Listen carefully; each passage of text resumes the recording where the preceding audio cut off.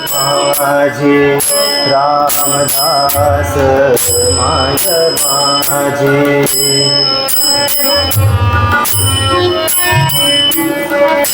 रामदास माय माझे पतित पावना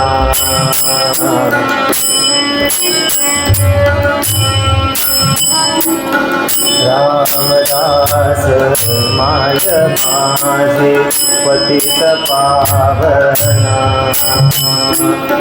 सज्जन घडी वस्ती तुझे सज्जन घडी वस्ती तुझे लाज राख येऊन माझे लाज राख लाज राख लाज राख येऊन माझे हे कृपाधना कृपाधना कृपाधना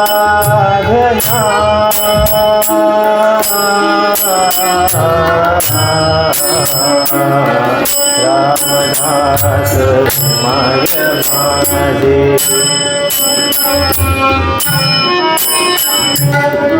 दीनदास दास गणो दीनदास दास गणो करीत आस तू करीत आस करीत आस करीत आस करीत आस तू करीत आस यमयातना रामदास माय माझे रामदास माय माझे रामदास माय माझे पुंडलिक वरदा हरी विठ्ठल सद्गुरु रामदास स्वामी महाराज की जय। रहम नजर करो अब मोरे साई तुम बिन नहीं मोहे माँ बाप भाई रहम नजर करो ना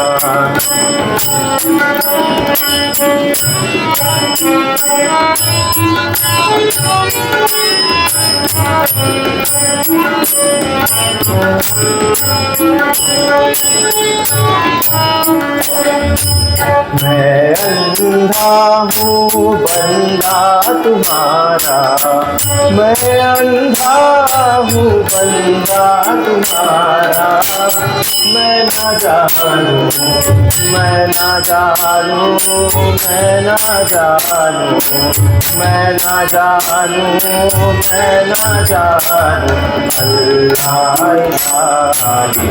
रहम नजर करो रहम नजर करो अब मोरे साई अब मोरे साई तुम बिन नहीं मोहे माँ बाप भाई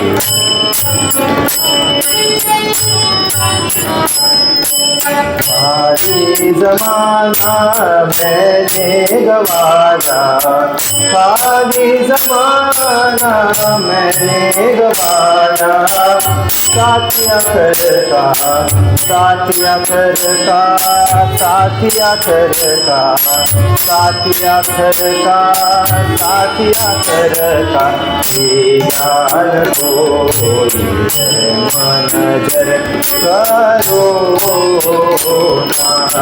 रहम नजर करो अब मोरे साई बाप भाई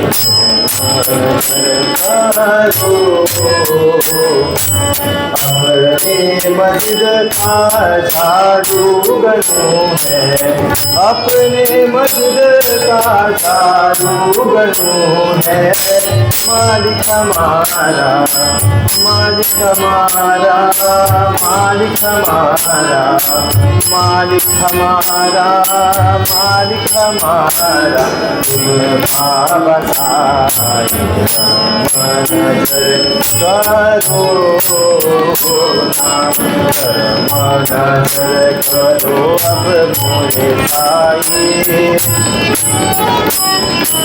तुम बिन नहीं मोहे, तुम बिन नहीं मोहे, माँ बाप भाई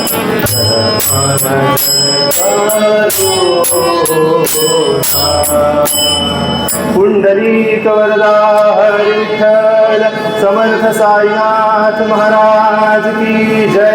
जय जय रघुवीर समर्थ। नमः पार्वती पते हर हर महादेव। विवेक निशिदिनी वरा दादा नो, विवेक निशिदिनी वरा, विवेक निशिदिनी वरा दादा नो, विवेक निशिदिनी वरा, तरी विठ्ठल येईल घरा दादा नो, विवेक निशिदिनी वरा, नाही लोभ कुणाचा बरा, सद ज्ञान महिमत्सरा, क्रोधाची होळी करा, क्रोधाची होळी करा, मद अहंपणा दूर धरा दादा नो, विवेक निशिदिनी वरा।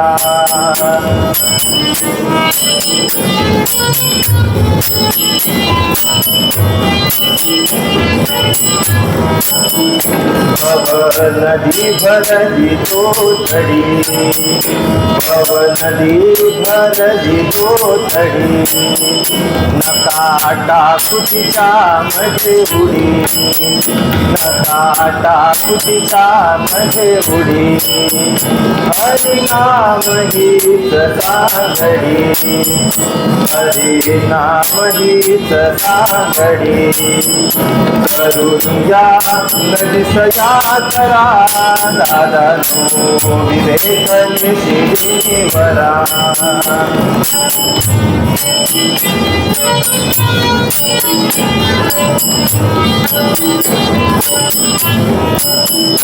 धन मान जमीन कामिना, धन मान जमीन कामिना, हे क्षणिक सर्वही गणा, हे क्षणिक सर्वही गणा, आले अंतिम कामी गुणा, आले अंतिम कामी गुणा, भल भल जन गमता करा दादा नो, विवेक निशिदिनी वरा।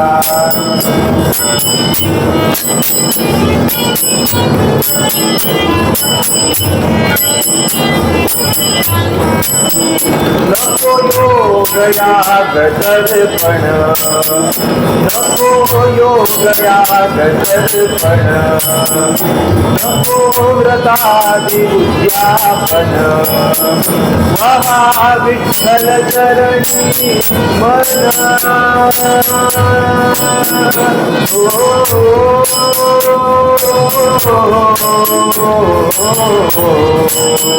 महा विठ्ठल चरणी मन, महा विठ्ठल चरणी मन, करुणे दयेला वरा दादा नो, विवेक निशिदिनी वरा, विवेक निशिदिनी वरा दादा नो, विवेक निशिदिनी वरा, तरी विठ्ठल येईल घरा दादा नो, विवेक निशिदिनी वरा।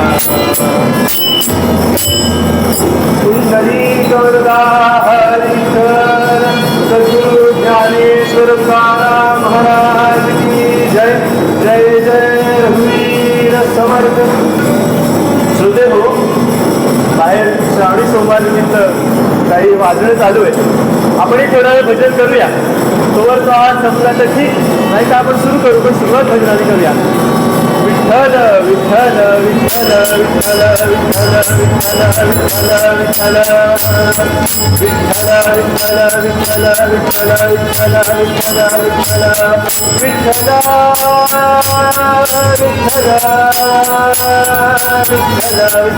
विठ्ठल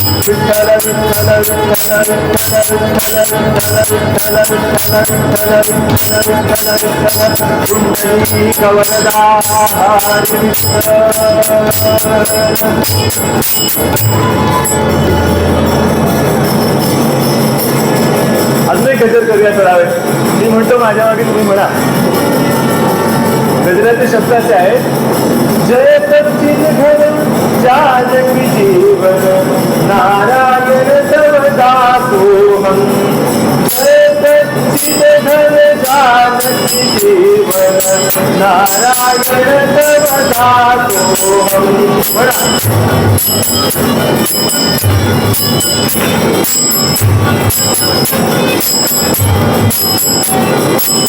जय सच्चिद घन जानकी जीवन नारायण तव दासोहम.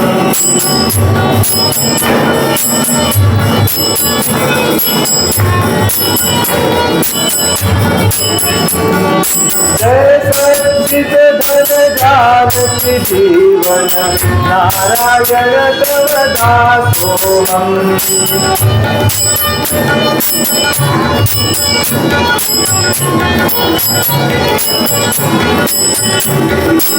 जय सच्चिद घन जानकी जीवन नारायण तव दासोहम.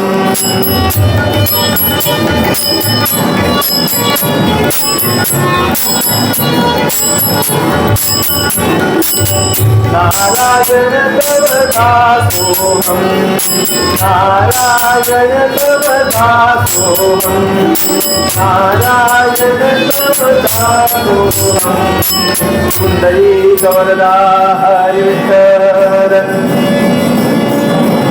श्रोते हो, मला कल्पना आहे की बाहेरच्या आवाजामुळे ऐकायला थोडा त्रास होऊ शकतो, पण आपल्याला वेळेची मर्यादा आहे. त्यामुळे आपण पूर्वरंगाला सुरुवात करूया. पूर्वरंगाला जे पद घेतलंय ते संत कवी श्री दासगणू महाराजांचं पद आहे. नगर जिल्ह्यामध्ये पुष्कळ काळ त्यांनी वास्तव्य केलं आणि नंतर ते नांदेडकडे वळले. नांदेडलाही त्यांनी पुष्कळ काळ वास्तव्य केले. गोदेची प्रदक्षिणा केली आणि सगळ्या संतांची चरित्र लिहिली. अनेक संतांची चरित्र साईबाबांच्या आज्ञेवरून लिहिली, शिर्डीच्या साईबाबांच्या आज्ञेवरून. एकदा शिर्डीचे साईबाबा असं म्हणाले की गणू, तू सगळ्या संतांना जेवायला बोलव. अहो, आपल्यासारखं असतं तर जेवायला बोलू म्हणजे हे वाटलं असतं, पण योगियाच्या खुणा योगी जाणे.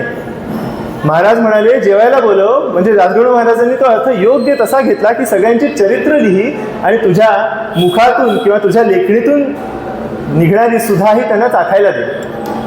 त्याप्रमाणे त्यांनी सगळ्या संतांची चरित्र लिहिली आणि पुष्कळ मोठं मराठी भाषेला योगदान आपल्या लेखणीच्या माध्यमातून दिलं. त्यांनी प्रस्तुत पद लिहिलेलं आहे. ते म्हणतात की विवेक निशिदिनी वरा दादानो विवेक निशिदिनी वरा. या पदाचा विचार करताना ज्या काही महत्वाच्या गोष्टींचा विचार करायचा, त्यातली एक गोष्ट म्हणजे याच्यात एक शब्द फार महत्वाचा आहे. दादानो हा शब्द महत्वाचा आहे. संत नेहमी स्वतःकडे कमीपणा घेतात, याचं ते उत्तम उदाहरण आहे. उपदेश समाजालाच करायचा आहे. समाज खरं म्हणजे जसं वागायला हवं तसं वागत नाहीये हे माहिती असूनही, आपण आदर्शवत वागणं दाखवतो आहोत हे माहिती असूनही संत या भूमिकेत राहतात. जै जगाधा कुठे व्हाजे तै जवळीक माझी. हे संतांना माहिती आहे की थोरपणा पढा सांडीजे व्युत्पत्ती आघावी विसरीजे जै जगाधा कुठे व्हाजे तै जवळीक माझी. ज्ञानोबा म्हणतात. आणि त्या भूमिकेतून महाराज असे लिहितात की विवेक निशिदिनी वरा दादांनो विवेक निशिदिनी वरा. दादांनो, मोठ्या भावांनो, तुम्ही माझ्यापेक्षा मोठे आहात ना, म्हणल्यावर समजूतदारपणे वागण्याची अपेक्षा तुमच्याकडूनच आहे. तेव्हा विवेक करा. आता एखाद्याला प्रश्न पडतो की विवेक करायला दादांना म्हणजे माणसानंच का बरं सांगितलं असावं? कारण तसे जगतात पुष्कळ प्राणी, मग माणूसच का? याची छान मीमांसा आपल्याला आपल्याकडे अशी सापडते की माणसाला जे मनबुद्धी अहंकार आणि चित्त याची जी साखळी माणसामध्ये थेट जोडलेली एकमेकांबरोबर जितकी घट्ट जोडलेली आहे, तितकी इतर पशुपक्ष्यांमध्ये नाही. आहार, निद्रा, भय आणि मैथून या 4 गोष्टींच्या पलीकडे सहसा कुठला पशु जात नाही. त्यांनाही समजत नाही अशातला भाग नाही, त्यांनाही समज असते, पण माणसा इतकी नसते. याला एक छान उदाहरण आहे की बाजारातून चालताना एखाद्या मनुष्याला जर एखादी गोष्ट घ्यावीशी वाटली तर तो सच्चरित्र मनुष्य त्या दुकानदाराकडे जाऊन त्याची किंमत विचारतो आणि ती खरेदी करण्यासारखी जर क्षमता असेल आर्थिक तर तो ती खरेदी करतो आणि पुढे जातो. पण त्याच बाजारात एखादा बैल चालला असला आणि त्याला भाजीची गाडी दिसली आणि त्याला पटकन वाटलं की ही कोथिंबीर खावी, तर तो काही भाजीवाल्याला विचारायला जात नाही की बाबा किंमत किती यायची. तो पटकन पेंडी ओढतो आणि पुढे चालू लागतो. म्हणजे माणसाकडे जी नीतिमत्ता आहे, किंवा एक कृश आणि एक सुदृढ माणूस जर असेल तर चांगला माणूस किमान दाखवण्यासाठी तरी असं म्हणेल की अहो मी सुदृढ आहे, तुम्ही कृश आहात तेव्हा तुम्ही अन्न खा, मला नाही एखाद्या वेळेला मिळालं तरी चालेल. पण इतर प्राण्यांमध्ये ही भावना आपल्याला दिसत नाही. ते प्राणी इतरांना झुगारून आधी आपण ते मिळवायला जातात, यात त्यांचं प्राणीपण आहे. त्यामुळे त्यांना उपदेश करून उपयोग नाही. ही विचारशक्ती ज्या माणसाकडे आहे त्यालाच उपदेश करायला पाहिजे. आणि म्हणून महाराज असं सांगतात की विवेक निशिजिनी करा दादांनो, विवेक निशिजिनी वरा. आता हा विवेक करायचा म्हणजे कशासाठी करायचा? प्रत्येक गोष्ट काहीतरी कारणाने करतो ना आपण. प्रयोजन मनुद्दिश्य नमंदोपी प्रवर्तते म्हणतात की मूर्ख माणूस, वेडा माणूस सुद्धा प्रयोजन नसलं, कारण नसलं तर नाकावरची माशी सुद्धा हलवत नाही. काहीतरी करण्यासाठी कारण लागतं. आता हे कारण काय महाराजांनी एका श्लोकात सांगितले. ते म्हणतात संसारार्थ नाही दिली नरतनो ती ध्यावया माधवा, दुग्धा ते आटवून कोण बनवी भूकार्थ सांगे खवा, पंथाचा भरण्यास केर आणि ती शृंगारुनी का कधी, रत्नाचा बहुमोल खोविती तुरा का गाढवाच्या शिरी. आपल्याला दासगणू महाराजांचं वाङ्मयाचं वाचलत ना तर त्यातली उदाहरणं फार चक्खल असतात हे लक्षात येईल. ते म्हणतात, आधी सिद्धांत मांडतात की संसारार्थ नाही दिली नरतनू, मग कशाला दिली? ती ध्यावया माधवा, की माधवाचं ध्यान व्हावं म्हणून ही नरतनू तुला मिळाली आहे. त्याला पुढे उदाहरण की दुग्धा ते आटवून कोण बनवी भूकार्थ सांगे खवा. दूध घरी आटवलं, स्वतःचे हात दमवून दूध घरी आटवलं आणि कारण काय सांगितलं तर म्हणे घुबड्याला नैवेद्य दाखवायचं. असं कधी घडत नाही. ज्या दिवशी घरी दूध आटवून चक्का होतो त्या दिवशी कोणीतरी स्पेशल येणार हे कळतच, घरातल्यालाच कळतं की आज काहीतरी विशेष आहे, सण तरी आहे, गुढीपाडवा तरी आहे किंवा जावई येणार. तेव्हा जेव्हा इतका खटाटोप करून सगळ्यात चांगली वस्तू बनवली जाते ती सगळ्यात चांगल्या गोष्टीच्या विनियोगासाठी बनवली जाते. 99% ज्याला मिळतात त्याचा डोळा टॉपमोस्ट कॉलेजवरच असतो.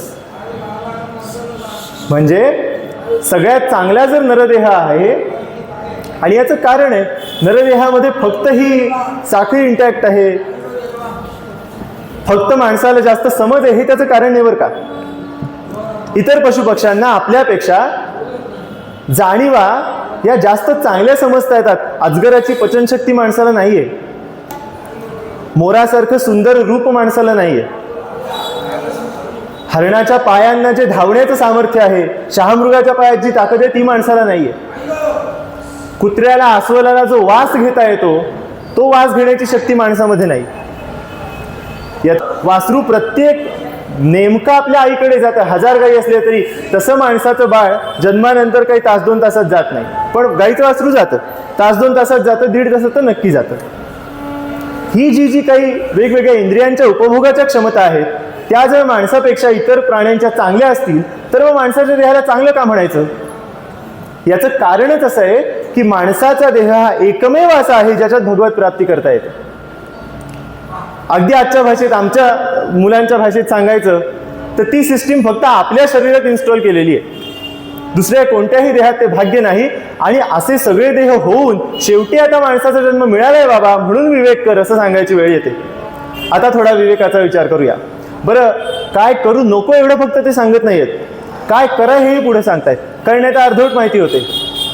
तेव्हा विवेक करा हे आधी करायला सांगितलं आणि पुढे काय करू नका ते एका ओळीत सगळं सांगितलं. आपण त्याचा विचार करणार. विवेक म्हणजे निवड. निवड करताना ज्याच्यात निवड करायची ते आधी मिसळलेलं असावं लागतं. निवडलेलेच तांदूळ पुन्हा निवडता येत नाहीत, कारण ते निवडलेले असतात. तेव्हा काहीतरी एकत्र असं होऊन राहिलंय की ते आता आपलं आपलं वेगळं होणं शक्य नाही, पण आपल्याला त्यातलं नेमकं तर काढून घ्यायचं, तेव्हा निवड करावी लागते. पेटी वाजवताना स्वर सगळेच आहेत, पण आत्ता कशावर बोट ठेवायचं ही निवड त्यांना करावी लागते. ह्याला ताल निवड करून वाजवावा लागतो. म्हणजे श्वासाश्वासाला विवेक हा करावाच लागतो. आणि आयुष्यामध्ये विवेक केल्याशिवाय माणूस जगू शकत नाही असं आपल्याला संतांनी सांगूनच ठेवलं. तेव्हा विवेक करावा लागतो. हा विवेक का करायचा? भगवत प्राप्ती व्हावी म्हणून करायचा. व पुढे विस्ताराने सगळं सांगतात. त्या संसारार्थनं ही दिली नरतनू हा सिद्धांत झाला, त्याची उदाहरणं झाली, पण त्याचं ॲप्लिकेशन कसं करायचं? आपल्याला एक गोष्ट माहिती असेल की एकदा एक तत्त्वज्ञ PhD होता आणि कोकणात गेला आणि त्याला खाडी ओलांडण्याचा प्रसंग आला. तर भरतीचं पाणी आलं होतं वरती. तेव्हा तो नावाड्याला म्हणाला की मला पलीकडे नेऊन सोड, मी तुला अमुक एवढे पैसे देतो. नावाडी हो म्हणाला. घेऊन जाता जाता एकदम पाऊस पडायला लागला. खाडीचं पात्र मोठं झालं, कारण पाऊसही होता आणि भरतीही होती, आणि ती नाव लागली डुलायला. आता हा गप्पा मारता मारता त्या नावाड्याला विचारतो की बाबा तुला अमुक ही फिलॉसॉफीचा हे भाग समजतो का? नाही म्हणतो, मला काही येत नाही त्यातलं. तुझा पाव जन्म फुकट गेला म्हणाल. पुढे म्हणतो तुला काही गणिताचा अभ्यास केलास का? भूमिती काही समजते, जॉमेट्री, जमीन मोजायची कशी काय? नाही म्हणे, ते मला काही ठाऊक नाही. मग तुझा अर्धा जन्म फुकट गेला. आणि असं म्हणता म्हणता म्हणता पाणी एकदम वाढलं आणि ती नाव अशी आता डुलायला लागली की आता ती बुडणार आणि हे दोघं जण पाण्यात पडणार. त्या क्षणी त्या नावाड्याने विचारलं, साहेब तुम्हाला पोहता येतं का हो? तो म्हणाला, नाही भाऊ, पोहता येत नाही. तो म्हणतो तुमचे सगळे जन्म इथंच संपले. पुंडलिक वरदे हरी विठ्ठल. तेव्हा ज्याला क्रियेनं ते जमतं तो पंडित, आणि तो कसा वागतो याचं सगळ्याचं चित्र आपल्याला याच्यात मिळतं, स्केच आपल्याला मिळतं. महाराज सांगतात, नाही लोभ कुणाचा बरा, नाही लोभ कुणाचा बरा, स्थल ज्ञान मनी मत्सरा, स्थल ज्ञान मनी मत्सरा, क्रोधाची होळी ती करा, मद अहंपणा दूर धरा, दादनो विवेक निशिदिनीवरा. नाही लोभ कुणाचा बरा. बाबा इथं कुणाचा आणि कशाचा दोन्ही शब्द घातले तरी दोन्हीचा अर्थ चांगला होतो. आपण दोन्ही बाजूने विचार करू. काही वेळेला असं म्हणतात की नाही लोभ कुणाचा बरा, काही वेळेला म्हणतात नाही लोभ कशाचा बरा. त्या दोन्हीचा अर्थ सारखा होत नाही, पण आपण विचार दोन्हीचा करू. नाही लोभ कुणाचा बरा याचा अर्थ असा झाला की तुला तुझ्या प्रारब्धाने घरातले म्हणून, संबंधातले म्हणून जे जे कोणी मिळाले आहेत त्यांच्यावरचा अनावश्यक लोभ बाजूला कर बाबा, असं महाराज सांगतात. आणि याचं कारण आहे, आले अंतिन कामी कुणा, हे शेवटी सांगितलंय. ते तुला आयुष्यभर पोचतील, तुझ्या सुखात तुझ्या दुःखात वाटेकरी होतील, पण शेवटी तुला तिथंच जायचंय, तिथे एकट्याला जायचं. शेवटचा एंट्री पास दोघांचा नाही, तिथं मिळून म्हणून जाता येत नाही, जाताना एकट्यालाच जावं लागतं. याच्या बाबतीतली एक छान गोष्ट आहे की शेवटचा काळ आला की कशी माणसं निघून जातात. गजेंद्र मोक्षाचा आख्यान तर सगळ्यांना परिचित आहे की तो गजेंद्र पाय मगरीने पकडल्यावर त्याला वाचवायला कोणी नव्हता अशातला भाग नाही, पण जेव्हा सगळं संपलं, सगळ्या आशा संपल्या आणि तो पाहतोय की आता माझ्या हत्तीणी माझ्याबरोबर ज्या राहत होत्या त्या निघून चालल्या उलट्या, माझी मुलं निघून चालली, माझे पुतणे निघून चालले, भाऊ चालले, माझ्याकडे कोणी पाहत नाही. आणि तेव्हा शेवटची आशा म्हणून तो ते कमळाचं फूल वर करतो आणि त्याचा तिथं उद्धार होतो. तशा धरतीची पण थोडी विनोदी एक गोष्ट आहे. एकदा एका दवाखान्यामध्ये एक माणूस ॲडमिट असतो आणि त्याला डॉक्टर सांगतात की आता ह्याच्या शेवटच्या घटका जवळ आल्या, तेव्हा तुम्ही काही फार आशा ठेवू नका, म्हणजे प्रयत्न करू नये की उपयोग नाही आहे, त्यांच्या नातेवाईकांना बोलावणं पाठवा. तर ते नातेवाईक सगळे येतात, दिवसभर रडारड होते, भेटून जातात वगैरे. आणि संध्याकाळनंतर म्हणतात आता एकाच माणसाने ह्याच्याबरोबर थांबता येईल, तर बायको थांबते, साहजिक आहे. त्या ICU मध्ये बायको पलंगा शेजारी बसलेली आहे, माणूस पलंगावर बसलाय. तर 7 वाजतात संध्याकाळचे, 8 वाजले, हिने जेवण केलं, त्याला जेवायचा प्रश्नच नव्हता, ऑक्सिजन वगैरे लावलेला होता, ती वाट बघते आता कधी जाते. 9 वाजले, 10 वाजले, 12 वाजले, जीव काही जाईना. आता बायको म्हणणार तरी कसं ना, असं मी किती वेळ वाट बघू, काय बोलेल ती आपली बसली काहीतरी म्हणत भजन बिजन. 1 वाजला तेव्हा मात्र तिने आपलं अंथरूण नीट केलं शेजारच्या पलंगावरचं आणि ती झोपायला लागली. आता ह्यांनी डोळे मोठे केले असे, म्हणाला झोपतेस कुठे? त्याच्यावर बायकोनी काय उत्तर दिलं माहितीये? बायको म्हणाली, मला उद्या उठायचंय, तुम्हाला उठायचं नसलं तरी. तेव्हा तिचं तर्कशास्त्र बरोबर आहे, तुम्हाला उठायचं नाही, मला तयारी करायला उठावं लागेल, मीच झोपून राहिले तर ते बरं दिसायचं नाही, पण म्हणजे शेवटी तुझ्याबरोबर कोणी नाही हा सिद्धांत पक्का करायला हा दृष्टांत द्यायचा. शेवटी तुझ्याबरोबर कोणी नाही. आणि म्हणून नाही लोभ कुणाचा बरा, नाही लोभ कुणाचा बरा, स्थल ज्ञान मनी मत्सरा. मत्सराला जागा मनात देऊ नको. कारण अनेक वेळेला असं होतं, कुटुंबामध्ये एकमेकांवरचा लोभ अति झाला की इतरांबद्दल मत्सर वाढायला लागतो. पण ते शेवटी कामाला येत नाही हे लक्षात घेऊन माणसं वागत नाहीत, म्हणून त्यांना सांगायचा प्रसंग पडतो. आता हे झालं नाही लोभ कुणाचा बरा.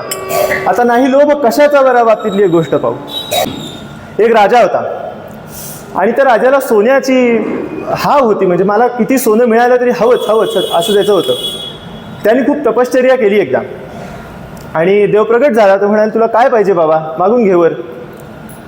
असे मोठी माणसं सांगतात की वर ही वराया असं पाहिजे समज. तेव्हा वर वरायला सुद्धा मागायला सुद्धा डोकं लागतं. त्या राजाने काय मागावं? मी ज्या वस्तूला हात लावीन ती वस्तू सोन्याची व्हावी.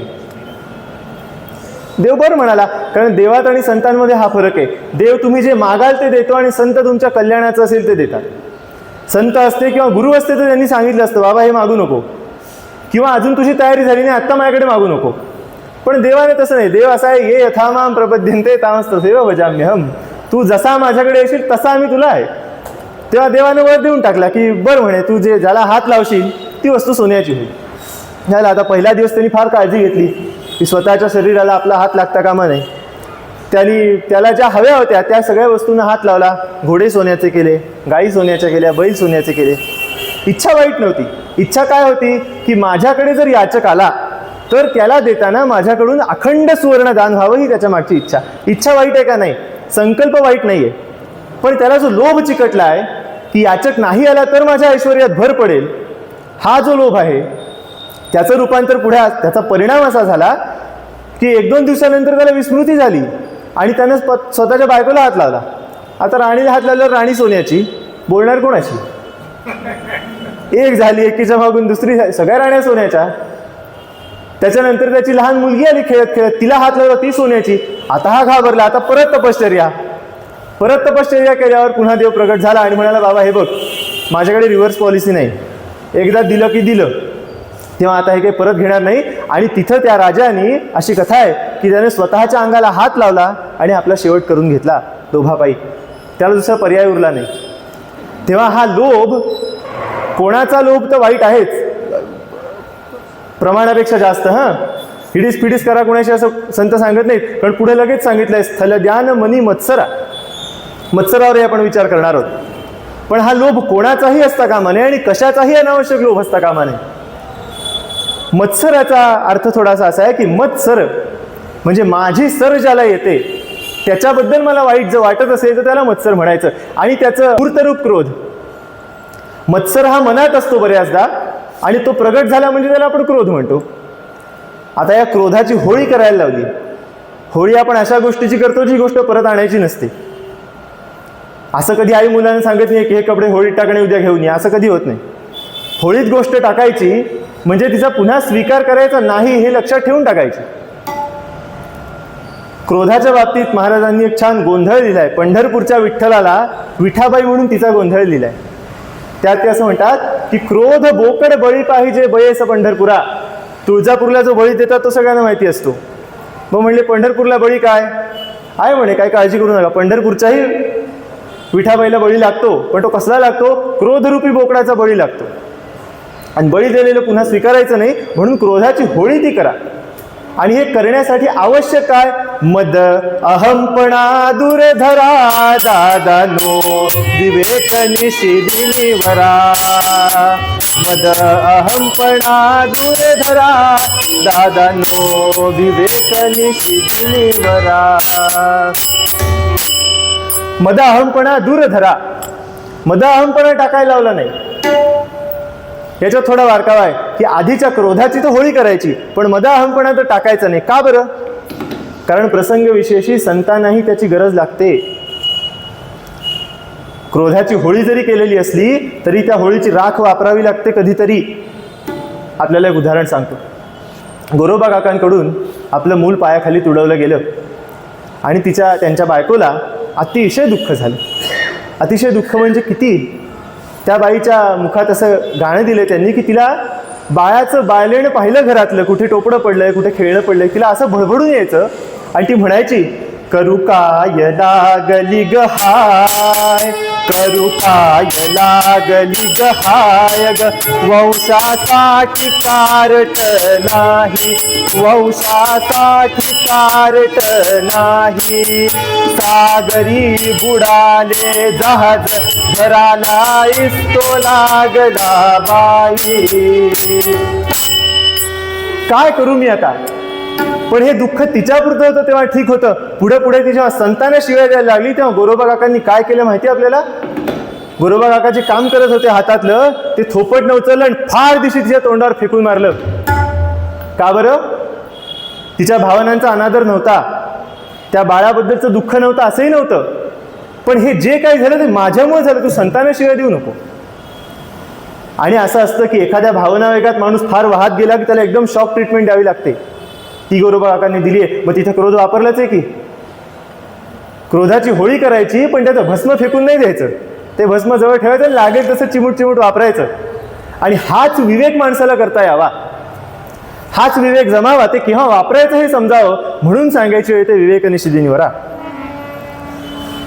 आणि विवेक केल्या वाचून गती नाही, कारण भव नदीतून पार जायचंच आहे. तो चॉईसलेस चॉईस आहे. आपल्याला कोणी जन्माला घालताना विचारलं नाही, बाबा तुला अमुख्या सुखदुःखांना सामोरं जायचं आहे का? कोणी विचारत नाही. ते मागे लागले ते लागणारच. पण याच्यातून पार जायचं जर असेल, पलीकडे जर जायचं असेल, याच्यात आणखी एक विचार करण्यासारखी गोष्ट आहे की भवनदी भरली दोथडी कबूल आहे, नका टाकू तिच्यामध्ये उडी. आता उडी घेऊन आलोय की, मग आता काय नका टाकू?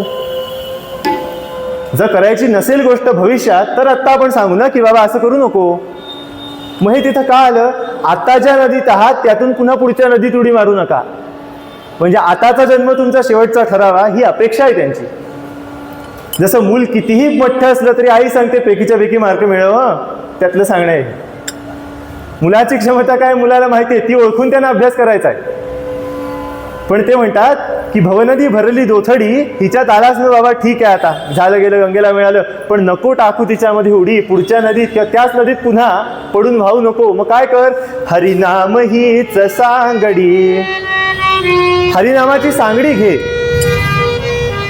सांगडी म्हणजे जे आपल्याला बुडू देत नाही, ते आमच्या कोकणात त्याला बोया म्हणतो आम्ही. हरिनामाची सांगडी घट्ट धर. आता ही सांगडी कशी धरायची हो? सांगडी धरून जर आपण सैल सोडली तर ती आपल्याला सोडून जाते. नामाचं तसंच आहे.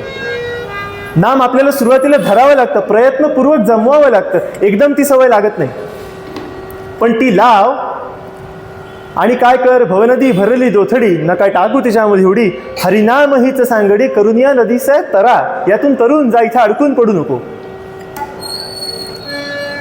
आता हे करताना या भवसागरातून पुढे जायचं आहे असं म्हणणं सोपं आहे हो, कारण हे सगळं करणं म्हणजे काय नुसतंच बोलणं आहे.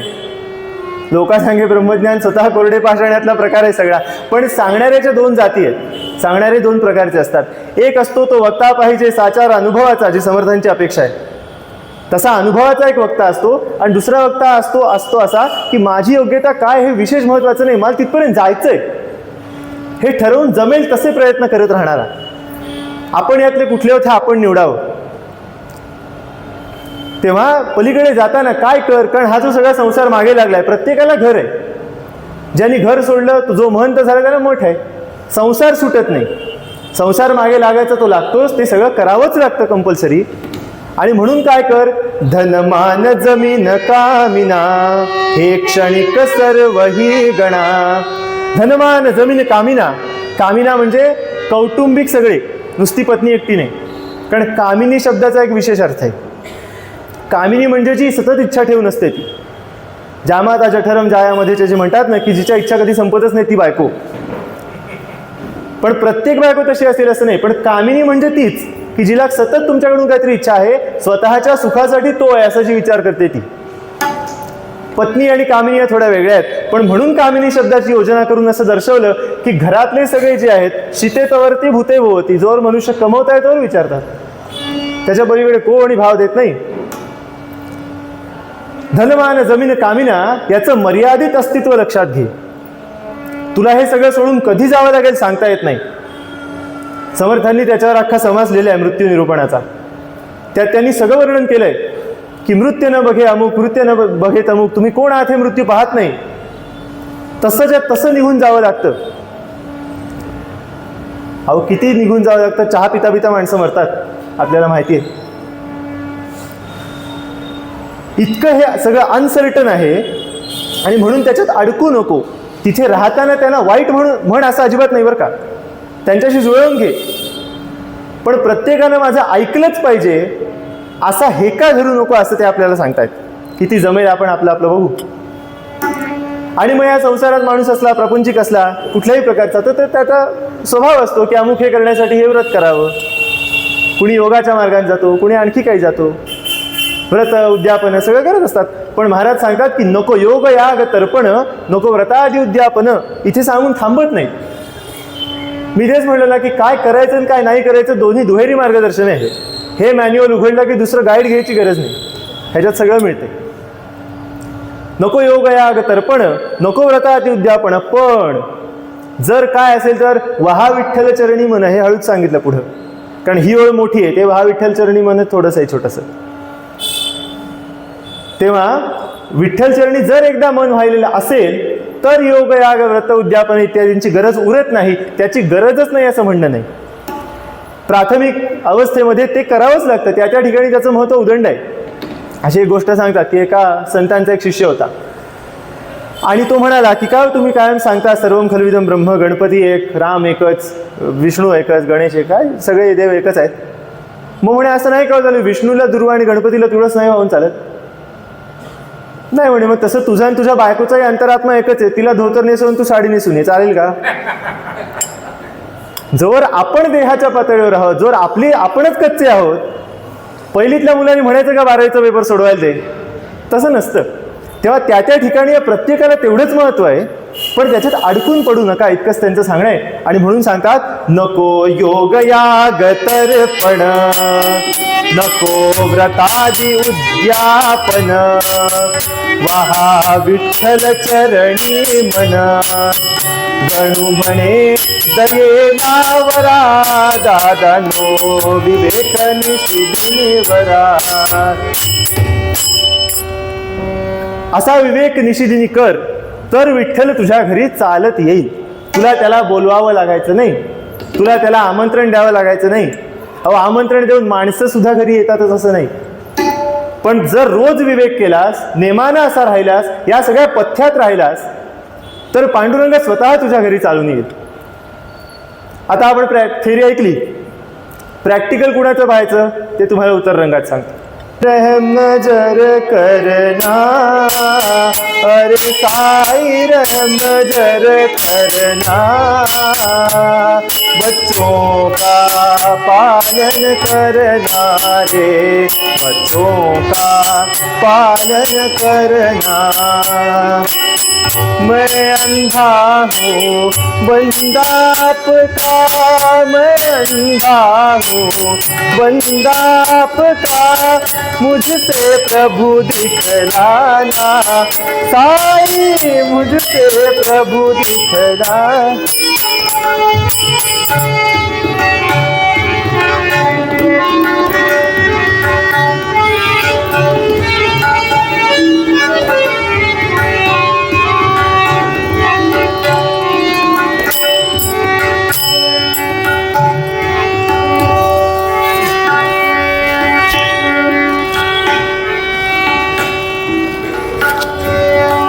रहम नजर करना रे साईं, रहम नजर करना, बच्चों का पालन करना रे, बच्चों का पालन करना. पाया तुमने जगत पसारा, पाया तुमने जगत पसारा, सब ही झूठ जमाना, सब ही झूठ जमाना, तेरे साईं रहम नजर करना, साईं रहम नजर करना, बच्चों का पालन करना रे, बच्चों का पालन करना। पुंडलिक वरदा हर विठ्ठल सद्गुरु साईनाथ महाराज की जय. परंपरेप्रमाणे थोड्या वेळ भजन करूया आणि उत्तर रंगाकडे जाऊया. पहिली वेळ मी म्हणेन, दुसरी वेळ तुम्ही म्हणायची. राम कृष्ण हरी जय जय भावाने म्हणा. राम कृष्ण हरी जय जय भावाने म्हणा. राम कृष्ण हरी जय जय भावाने म्हणा. स्थिती काल देश असो काही काना,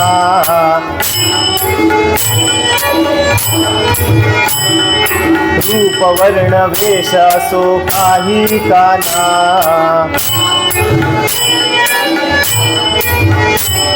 आचार विचार विचार असो काही काना,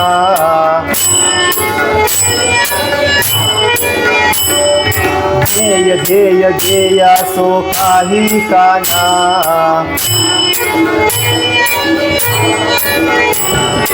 धर्म पंथ जात असो काही काना,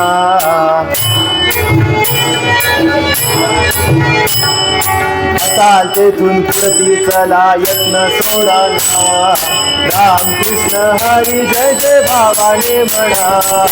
राम कृष्ण हरी जय जय भावाने म्हणा. राम कृष्ण हरी जय जय भावाने म्हणा. पुंडलिक वरदा हरी विठ्ठल सद्गुरु ज्ञानेश्वर तुकाराम महाराज की जय. सद्गुरु दासगणू महाराज की जय. स्वामी वरदानंद महाराज की जय. मंगलमूर्ती मोरया. आपण आज ज्या संतांचं चरित्र पाहणार आहोत त्यातला काही भाग पाहणार आहोत. अहो, तो प्रसंग फार खडतर होता त्यांच्या आयुष्यात. पुढे काय होईल याची कुठल्या श्वासाला खात्री नव्हती. हा श्वास घेतला तर पुढचा सुखाने घेता येईल का माहीत नव्हतं. आपल्या अनेकांना चरित्र माहिती आहे. पण काय आहे, संतांची आणि देवांची त्यातल्या त्यात भगवान श्रीकृष्णांचं चरित्र असं आहे की ते जेवढे वेळा आपण वाचत जावं ऐकत जावं तेवढे वेळा त्यात काहीतरी नवीन गवसत जातं. वरदानंद भारती आपल्या त्या कृष्णचरित्रामध्ये असं म्हणतात की कृष्णचरित्र हे मुळात मोठे, अधिकची विचार करिता कृष्णचरित्र मुळात मोठं आहे. बरं, तुम्ही आणखी विचार करता का, त्याच्यावर खोल चिंतन करता का? बरं, ते वाढत जाईल. कसं? क्षितिज जसे का वाढत जाते उंच चढवणी बघता. तुम्ही किती मोठ्या टॉवरवर जा, क्षितिज लांब लांबच जाणार. त्याप्रमाणे ही सगळी चरित्र आहेत आणि म्हणून त्याची गोडी अवीट आहे. आपण चरित्राला सुरुवात करूया. मंगळ वेढ्या माझी झाला से पंत संत दामाजी, ज्याने भक्ती बळाने श्री विठ्ठल ठेविला सदा राजी. मंगळवेढ्याला दामाजी पंतांच्या आयुष्यातला आपण एक प्रसंगाचा अभ्यास करू, थोडा ऐकू, आस्वाद घेऊ आणि पूर्वरंग जो आहे तो मनावर ठसवण्याचा प्रयत्न करू, प्रत्येकाने आपापल्या. दामाजी पंत मंगळवेढ्यात राहत होते आणि नेमका त्या वर्षी प्रचंड मोठा दुष्काळ पडला होता. त्या दुष्काळाचं रूप इतकं उग्र झालं होतं की वर्णन असं आहे, भीती अमित पाहुनी गरीब त्या भिकारा प्रती, गरीब रडती भुके कळवळून तेव्हाती, असे पसरले तरी बहु भिकार दाही दिशा, कलत्र शिशुची तदा उरली नाही कोणा आशा. दुष्काळ असा पडला की नवरा बायकांनी एकमेकांना टाकलं. धनमान जमीन कामिना हे क्षणिक सर्व ही गणा. सगळं यथास्थित असलं, पोट भरलेलं असलं किंवा पुढचं सगळं आहे. पोटाला एकदा तसदी लागली, पोटाला एकदा पोटाची काळजी निर्माण झाली की कोण कोणाचा राहतो. आणि त्याप्रमाणे चोऱ्यामाऱ्यांचं प्रमाण प्रचंड वाढलं. राज्यात नुसता दुष्काळानं धुमाकूळ घातला. आणि या सगळ्या अशा परिस्थितीमध्ये दामाजी पंत नेमानं पंढरपूरची वारी करत होते दर महिन्याच्या एकादशीला, कारण मंगळवेढा आणि पंढरपूर तसं वारी करण्याच्या अंतरासारख्या जवळ आहे. त्या दामाजी पंत दर महिन्याच्या एकादशीला पंढरपूरला जात, द्वादशीचा उपास सोडत आणि असं आमंत्रण देत की 12 ब्राह्मणांनी माझ्याकडे जेवायला आलं तर चालेल. ब्राह्मण जर तयार नसले, कुणीही याचक म्हणून या, मी 12 जणांना जेवायला घालीन आणि मग माझा उपास सोडीन. आणि द्वादशीला किंवा त्रयोदशीला ते उपास सोडत, असं खडतर व्रत ते करत होते. पण माणसं पोटाचा विचार आधी करतात. माणसानं फायनान्शियल गोष्टी लवकर प्राधान्यक्रम पहिला असतो ना, म्हणजे त्यांच्या व्रतबित सगळं नंतर येतं. तेव्हा कुणी असा विचार करायचा पंढरपुरातला मनुष्य की एवढी 12 कोसांची चाळ करायची, 6 कोस जायचं आणि 6 कोस यायचं, आणि दक्षिणा काय हा देणार, तर 1 नाही तर 1.5 रुपये. अर्थात सगळं हे या वेळेचं चाललंय की तेव्हा 2 रुपये महिन्याला खूप होत असत, खूप. म्हणजे आत्ता माझे आजोबा सांगतात त्यांच्या लहानपणी कामाला यायची बाई, तिला 2 रुपये पगार होता. त्या काळात 2 रुपयाला काय किंमत असेल. दामाजी पंत 1, 1.5, 2 रुपये, 2च्या वर म्हणे माझी क्षमता नाही, ऋण काढून सण करायचा नाही, मला 2 रुपयापर्यंत देण्यात आहे, चालणार आहे. येत असलं तर कुणी, आपण कुणी लक्ष देऊ नये त्यांच्याकडे. पण जसा हा दुष्काळ आला तशा पंढरपुरातल्या एका ब्राह्मणाचे डोळे खाड दिशी उघडले आणि तो म्हणाला, आताची जी ही स्थिती आहे त्याच्यात दामाजी पंताशिवाय दुसरा कोणी तारणहार मला दिसत नाही. आणि तो ऐसे होता एक विप्रतो मंगळ वेढ्या गेला, ऐसे होता एक विप्रतो मंगळ वेढ्या गेला, दामाजी ते पाहुन नयनी, दामाजी ते पाहुन नयनी, चित्ती प्रमुदित झाला जय हरी सुखकंदा, मेघश्याम मुकुंदा. तो धावतच गेला मंगळवेढ्याला आणि म्हणाला, दामाजी पण अहो मागच्या महिन्यापर्यंत तुम्ही बोलवत होतात पण तेव्हा सवड नव्हती. काही हरकत नाही महाराज, आपण आत्ता आलात हे काय थोडं आहे, या बसा बसा बसा करून त्याला आसन दिलं, त्याला नमस्कार केला, पांडुरंगाचं मूर्त स्वरूप म्हणून त्याची पूजा केली महाराज आणि त्याला जेवायला घातलं. आता जेवणाचा हा असा काही थाट होता. तो ब्राह्मण म्हणाला, आत्ताच मला उजाडलं, 4 वर्ष आलो असतो तर माझं घर इतकं भरलं असतं की मला बाहेर पडायला लागलं नसतं, आता एवढं धन साठलं असतं. कारण हा दक्षिणा देणार म्हणजे मुक्त असतानी. संताच्या घरात असं एकाला एक वागणूक आणि दुसऱ्याला दुसरी असं नाही, येईल तो सगळा आपलाच. दामाजी पंतांनी जर इतकं धान्य आणि धन दिले धान्य ते द्रव्य सोने द्विजाला, तयाला न ते नेववे भार झाला, पथी चालता टाकी काढून काही, मनी मानुनी हर्षाला स्वगेही. आणि ते गोविंद भटांनी सगळं उचललं आणि असाच चाललाय हळूहळू. पंढरपुरात वेशीतच माणसं बसली होती पोटाला शेरे बांधून. म्हणाली, गोविंद भट कुठे चोरी केलीत आज?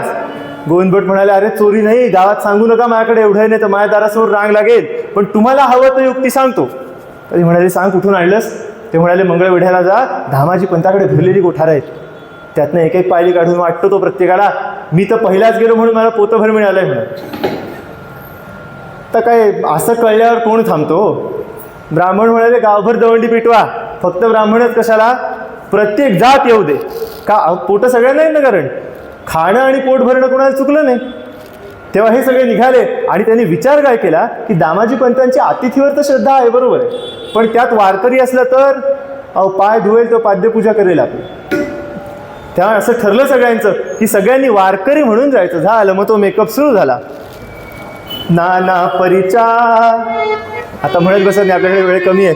महाराजांनी वर्णन केलंय की ह्या हेतूने जे मेकअप करतात त्यांच्याबरोबर बद्दल, बरं सगळ्या वारकऱ्यांबद्दल ते नाहीये, पण दूषित हेतू मनात ठेवून जे फक्त सोंग म्हणून ते करतात. नाना परिचा गटार माळा घालून कंठांतरी, मुद्रा लाविती कोरुनवरी. आणि हे असे होते सगळे पोटाचे पुजारी. ते निघाले आणि रस्त्यात एकमेकांशी काय बोलत आले असतील नसतील, किती नाटकं केली. माळा सुद्धा गळ्यात तुळशीच्या तशाच घातल्याने चुलीवर जरा धुरटवल्या, जुन्या दिसाव्या म्हणून गळ्यात घातल्या. आणि जसं मंगळवेढा दिसायला लागलं तशी ह्या त्यांच्या नेत्याने सुरुवात केली. विठूचा गजर हरिनामाचा झेंडा रोविला. म्हणा विठूचा गजर हरिनामाचा झेंडा रोविला. विठूचा गजर हरिनामाचा झेंडा रोविला. झेंडा रोविला. आणि असे नाचत नाचत नाचत एक पाय पुढे एक पाय मागे एक पाय पुढे एक पाय मागे करत करतच येत आहेत. दामाजी पंतांना लांबूनच दिसले. म्हणाले अरे वा, पण दिंडी कोणीकडनं आली.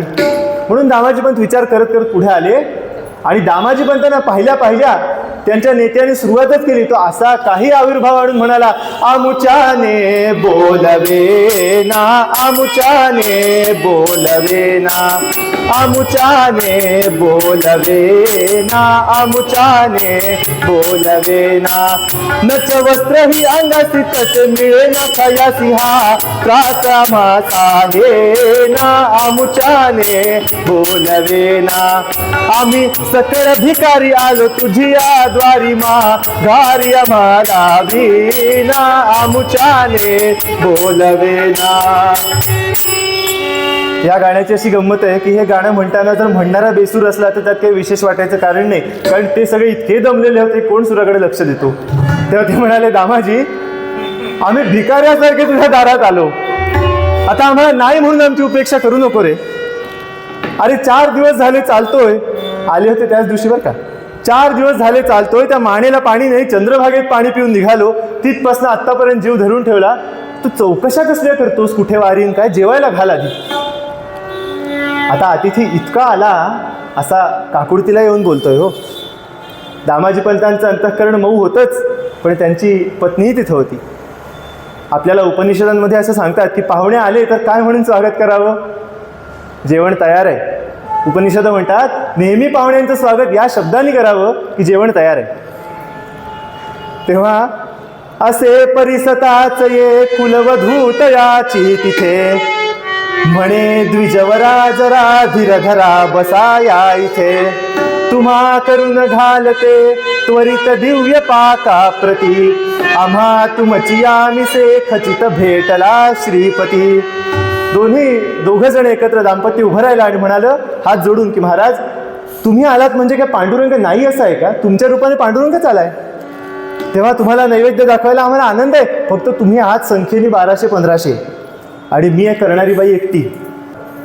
तेव्हा ती म्हणाली मला थोडा वेळ द्या, मी आत्ता तुमची तयारी करते, सगळी जेवणाची तयारी करते. आणि म्हणून ती आत गेली. दामाजी पंतांना कोडही बाई करते काय नक्की, कारण असं तर काही आपल्याकडे ती थाळी नाही पांडवांकडे होती तशी की घ्यावं जेवण हवं तेवढं, ती करणार आहे काय. त्यांनी आत येऊन तिची समजूत काढली. म्हणाले अगं असं लोकांच्या निंदेला भरीला पडून काही करायचं नसतं, काही आपल्याला झेपत असलं तर हो म्हणायचं असतं, नाही तर स्पष्टपणे सांगता आलं पाहिजे नाही म्हणून. ती म्हणते अहो तसं नाही काही, ही सगळ्या वेगवेगळ्या जातींची माणसं आहेत ना, आपल्या गावातही तेवढी माणसं आहेतच, गावातल्या बायकांना आणते की बोलवून, तेवढ्या सगळ्या चुली घालते. आणि 1000-1200 माणसांचा स्वयंपाक 100 बायकांना काही विशेष नाही, काही जड त्यावेळेला नव्हता. तेव्हा म्हणाली की मी बायकांना बोलवून आणते. आता दामाजी पंतांची आणि त्यांच्या पत्नीची गावातला जो मान आहे तो आपल्याला यातून दिसून येतो की ते मोठे म्हणजे खरंच मोठे होते. गावातला प्रत्येकजण त्यांना आईवडिलांच्या ठिकाणी मानत होता. महाराज एका श्लोकात वर्णन करतात मोठेपणाचं. मोठेपणा कसा असावा, फेडीची किमपी नवाट बघता संतुष्टवी ती परा, या प्रकारचा त्यांचा मोठेपणा होता. निरनिराळ्या लोकांसाठी वेगवेगळ्या कारणांनी असंख्य वेळा ती बाई झटलेली होती. असं असताना आणि त्याची जाणीव करून न देता म्हणल्यावर त्यांच्याकडे गरज आहे म्हणल्यावर कोण नाही म्हणेल आणि का नाही म्हणेल. बायका म्हणाल्या आम्ही लगेच येतो. म्हणून सगळ्या बायका गोळा झाल्या आणि त्याप्रमाणे चुली घातल्या, जेवण केलं. काय थाट होता जेवणाचा. हा दुष्काळातला स्वयंपाक आहे, फक्त ऐकायचं आणि सोडून द्यायचं.